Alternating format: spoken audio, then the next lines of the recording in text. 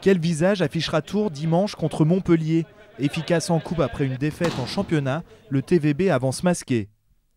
Suite à la défaite, on avait pas mal d'interrogations. On se posait des questions sur, bien entendu, le niveau de l'équipe, savoir si on savait enchaîner les matchs, si c'était dû à de la fatigue, une lassitude.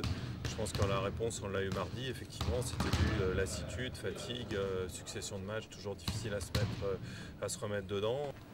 Si Mauricio Paes reconnaît l'état de fatigue de ses joueurs, l'entraîneur tourangeau n'en reste pas moins exigeant à 3 jours d'un nouveau match. On n'a pas le droit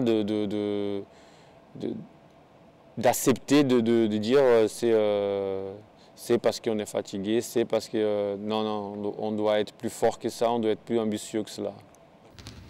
Durant 1h30, le franco-brésilien n'a donc pas ménagé ses joueurs, coupable selon lui de ne pas faire le maximum.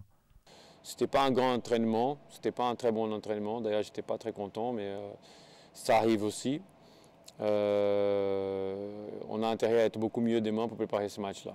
Face à Montpellier, le TVB pourra compter sur le retour de blessure d'Horacio d'Almeida, précieux depuis le début de la saison et débarrassé de son problème à la cheville. On va se préparer physiquement, donc à le jouer à fond, se concentrer pour mieux entamer le match de Ligue des Champions derrière. En effet, mercredi, c'est en Allemagne que les Tourangeaux se rendront pour défier Friedrichshafen pour le premier tour des playoffs de la Ligue des Champions.